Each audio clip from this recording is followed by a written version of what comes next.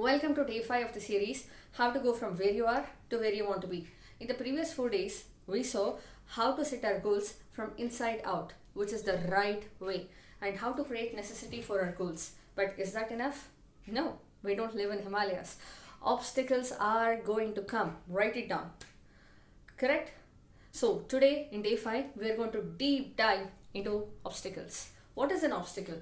Anything that hinders you towards what you want is an obstacle, right? So there are two kinds of obstacles. An obstacle that comes from outside, an obstacle that is way one, the first thing. The second obstacle is the obstacle which comes from inside. Obstacles which comes from outside can somehow be controlled, which is just 10% of the total obstacle list. The remaining 90% of the total obstacle list is something that comes from inside, which is always with us, which is the dangerous kind of obstacle. That is the second kind of obstacle. So let us see the first kind of obstacle. Obstacles that come from outside. Let's say that I start to sit and start to take action on my goals. I sit and start to take action on my goals. But then doorbell rings. I get a phone call. My best friend. I can't avoid her or I can't avoid him. Okay, somebody knocks the door. Ramya, do you want to have food? Right? All these are external obstacles.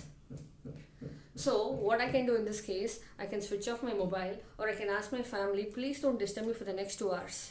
Right? We can somehow control the external obstacles because it is outside of us, which amounts to just 10% of the total obstacles. The remaining 90% is internal obstacles. So what are those internal obstacles? Let's say, for example, right? So this is my daughter's pant. Okay? She's just 1 year, 3 months old. So the moment I see this, no, it is getting faded and I have to bring more pants, more clothes for her. And she's always inside home. She might get bored. I need to take her somewhere outside to malls, to parks. And then I need to feed her healthy food. I have to bring more fruits and vegetables. Is she sleeping on time? Am I giving her proper syrups? Can you see? The thoughts are just, I get one thought. It is getting branched, another thought, getting branched, and 10-15 minutes, sometimes half an hour will just go away in this. And after half an hour, I'll be thinking, why am I even thinking about this? What is the connection? Right? And half an hour gone. And by the time you get back on track, another 10-15 minutes, because that is how our mind works. We need that 5-10 minutes of adjustment time. So gone, 45 minutes gone, just because I saw the pant, right? So why? It's not the question of pant. It's a question of my thoughts. So that is an internal obstacle. You have to handle your internal obstacles. No, I need to work. That comes by practice. And in the further videos, I'm going to discuss how to handle all obstacles and what are the different kinds of obstacles that we can face, all those things, right? So today, as part of day 5 assignment, I want you to list down all the internal obstacles and external obstacles that can come in the way of your goal. I understand you might not know everything, right? But you can predict most of the things. Write it down. Write down your obstacles list, both internal and external. This is your first assignment for today. Second assignment for today, I want you to write down your not to do list. We always write to-do list. So what and all things I need to do for me to achieve my goal.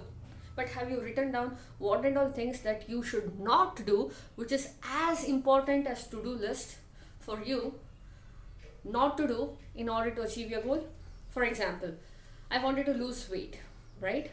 So 2 years back, I had lost 15 kgs of weight. How did I do that? So initially I exercised. I did 1 hour of exercise daily. I ate more fruits and vegetables I had converted my 1 or 2 meals a day as a vegan.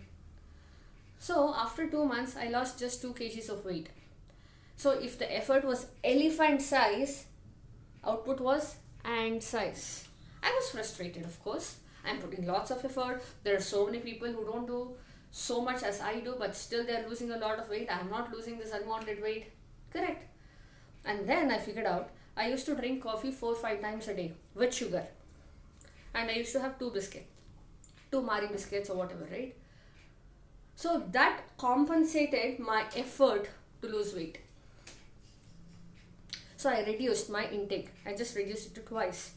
So the probability, not the probability, the actuality of me losing my weight increased.